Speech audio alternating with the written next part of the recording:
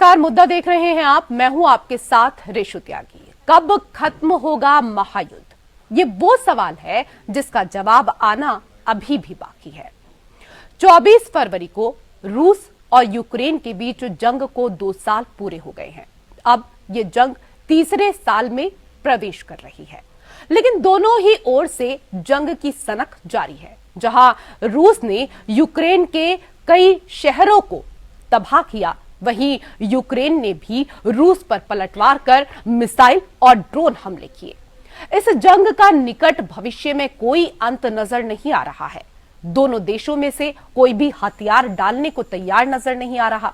इस बीच यूक्रेन के राष्ट्रपति ज़ेलेंस्की ने पहली बार युद्ध के साथ इस दौरान युद्ध में मारे गए अपने सैनिकों की संख्या का आंकड़ा दिया है।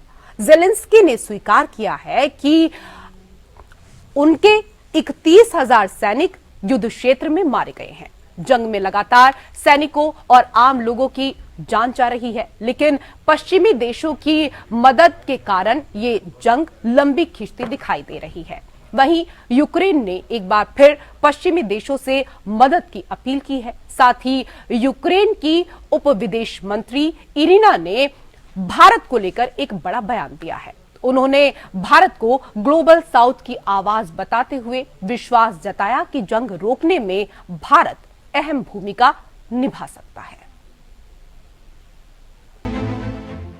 रूस यूक्रेन जंग अब तीसरे साल में प्रवेश कर गया है, लेकिन जंग का अंत नजर नहीं आ रहा है। दोनों ओर से लगातार सैनिकों और आम लोगों की मौत हो रही है। रूस इस जंग में यूक्रेन के 1.5 लाख तो कभी 3 लाख सैनिकों की मौत की बात कह रहा है। अब यूक्रेन के राष्ट्रपति व्लादिमीर ज़ेलेंस्की ने पहली बार रूस के साथ युद्ध में मारे गए अपने सैनिकों की संख्या का आंकड़ा दिया है। ज़ेलेंस्की ने स्वीकार किया है कि उनके 31,000 सैनिक युद्ध क्षेत्र में मारे गए हैं। ज़ेलेंस्की ने यूक्रेनी सैनिकों की मौत पर रूस और पुतिन की ओर से झूठ फैलाए जाने का भी आरोप लगाया है। साथ ही उन्होंने कहा कि हम 2 साल से लड़ रहे हैं और मौजूदा साल इस जंग के परिणाम के लिए निर्णायक साबित होगा। रूस की ओर से यूक्रेन पर 24 फरवरी 2022 को आक्रमण शुरू करने के बाद से ये पहली बार है कि कीव ने जान गंवाने वाले अपने सैनिकों की संख्या की पुष्टि की है। हालांकि ज़ेलेंस्की ने कहा कि वो घायल या लापता सैनिकों की संख्या का खुलासा नहीं करेंगे। वहीं ज़ेलेंस्की ने दावा किया है कि रूसी राष्ट्रपति पुतिन उत्तर कोरिया के तानाशाह किम जोंग के साथ मिलकर यूक्रेन को दुनिया के नक्शे से मिलाने की साजिश रच रही हैं। जंग के बीच उत्तर कोरिया ने रूस को कुछ ऐसे घातक मिसाइलें दी हैं जो पल भर में यूक्रेनी शहर को तबाह कर सकते हैं।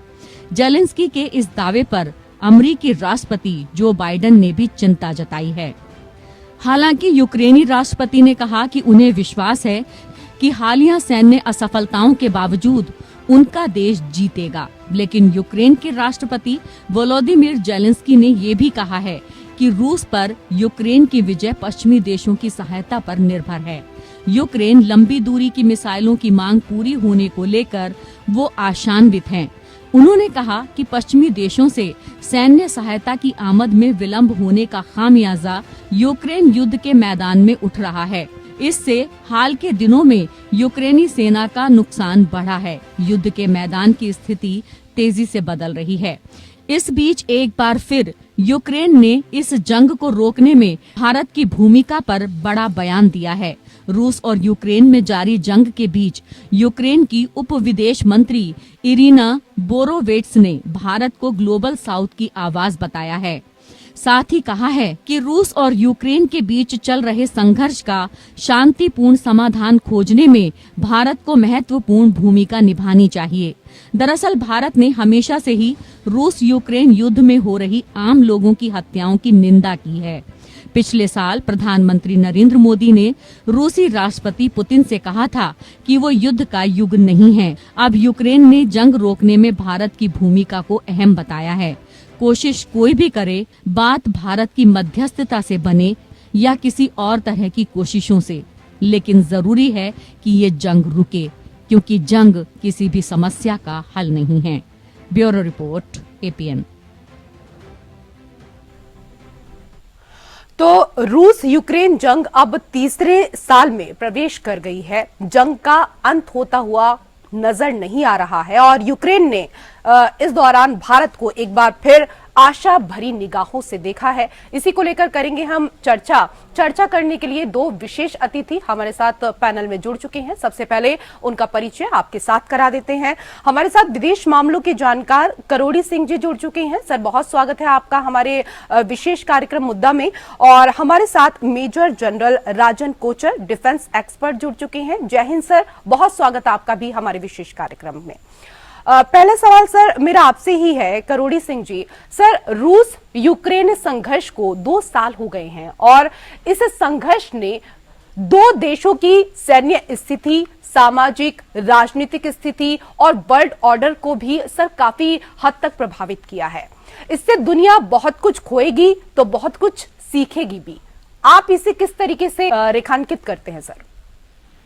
देखिए रेसू, आपने अभी थोड़ी देर पहले ये कहा, अपने आप में खुद एक मसला है, किसी मसले का ये समाधान नहीं है। दूसरी बात आपने हाईलाइट की कि भारत को मध्यस्थता करनी चाहिए, यूक्रेन ने अपील की है भारत से। तो दोनों ही इश्यू के आधार पे हम देखें तो सेनाएं किसी भी देश की हो, वो अंतर्राष्ट्रीय सीमाओं पे लड़ने के लिए होती हैं और जहां भी सेनाओं का उपयोग किसी देश के अंदर की स्थिति में उपयोग रहा है, वहां कभी किसी को सफलता नहीं मिली, चाहे कोई बड़ा देश हो चाहे छोटा देश हो। अमेरिका को वियतनाम में नहीं मिली, अफगानिस्तान में नहीं मिली और भारत ने अपने एक श्रीलंका के साथ समझौते को लागू करने के लिए सेनाएं भेजी तो वहां भी कोई अच्छे परिणाम नहीं निकले। तो सेना किसी भी देश में भेजना किसी भी और ज्यादा एक संकट खड़ा करता है, समाधान नहीं करता है। रशिया ने जिस तरह से सेनाएं भेजी वो स्पेशल मिलिट्री ऑपरेशन के नाम से भेजी और शायद रशिया का ये अनुमान था कि कुछ दिनों में हम इसको समाप्त कर लेंगे, लेकिन रशिया की एक्सपेक्टेशन से विपरीत स्थिति हुई। ऐसी स्थिति में आज जैसा आपने बताया कि यूक्रेन के राष्ट्रपति ने एडमिट किया है कि 31,000 उनके सिपाही अभी तक मर चुके हैं, लेकिन दूसरी तरफ रशिया को भी बहुत ज्यादा नुकसान हुआ है।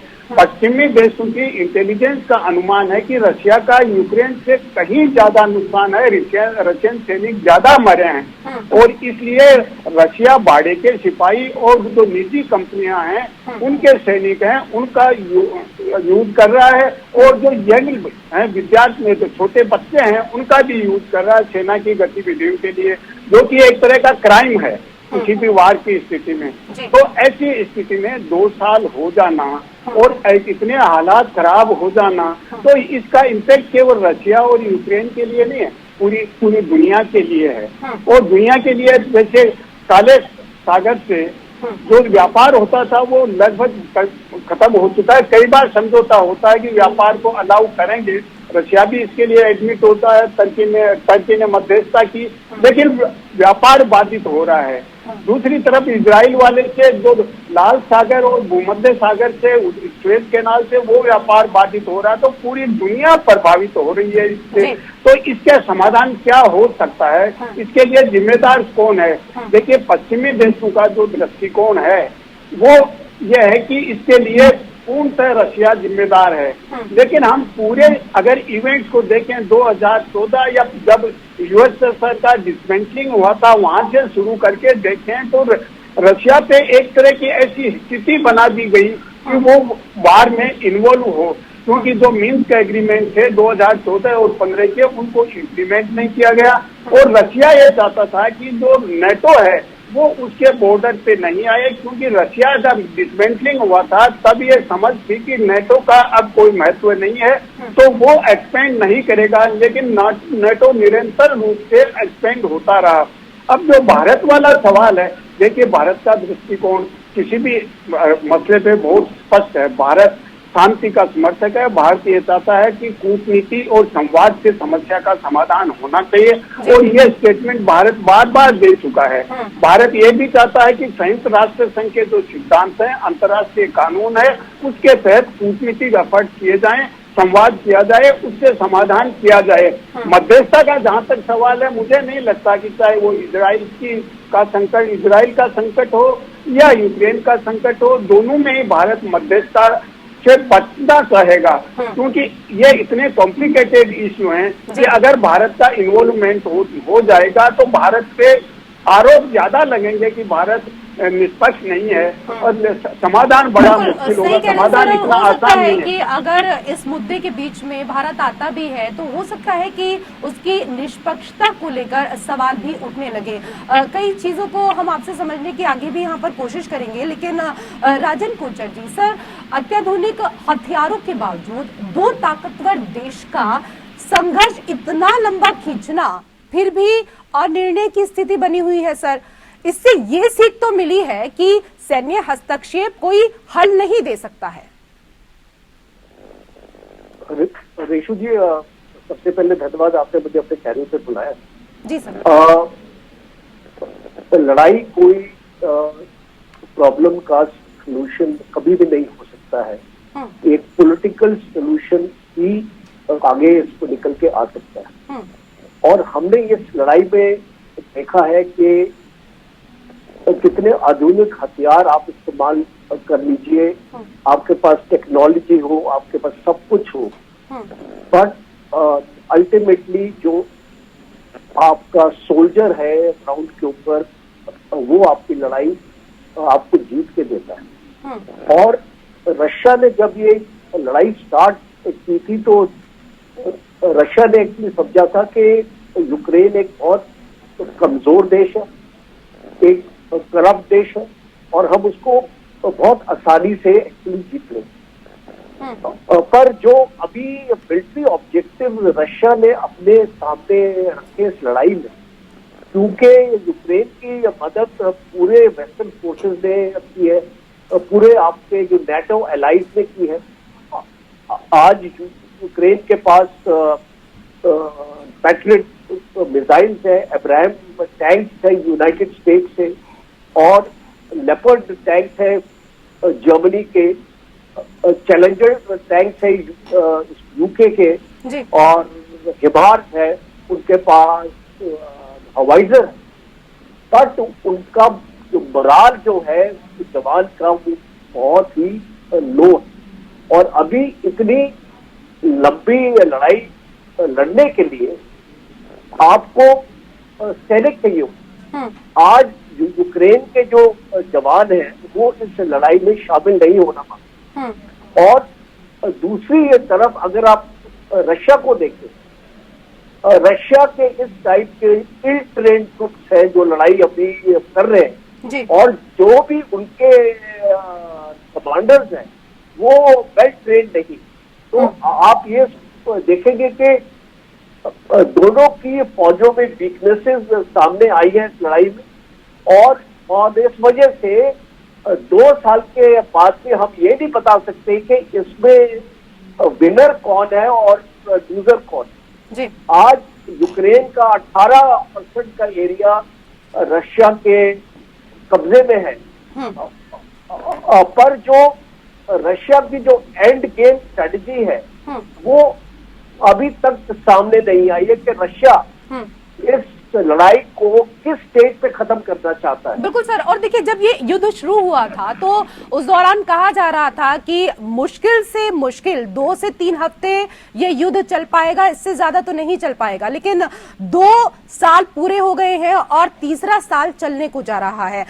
करोड़ी सिंह जी, सर, जैसे कि पहले मैंने आपसे यहाँ पर बात की कि यूक्रेन ने भारत को आशा भरी निगाहों से इस बार देखा है, और इस बार ही क्या बल्कि पिछले काफी समय से वो भारत से बहुत अपेक्षाएं रख रहा है। लेकिन भारत का स्टैंड क्या होगा स्पष्ट रूप से अभी यहाँ पर कुछ कहा नहीं जा सकता। लेकिन सर, एक चीज और आपसे समझना चाहेंगे। सर, कीव ने बड़ा दावा किया है कि रूसी राष्ट्रपति पुतिन और उत्तरी कोरिया के तानाशाह किम जोंग उन मिलकर उसके खिलाफ सर बड़ी साजिश रच रहे हैं। इसमें कितनी सच्चाई हो सकती है? देखिए, ईरान, उत्तरी कोरिया वो रशिया के साथ हैं, अलाई हैं। चाइना भी कुछ हद तक रशिया के साथ है।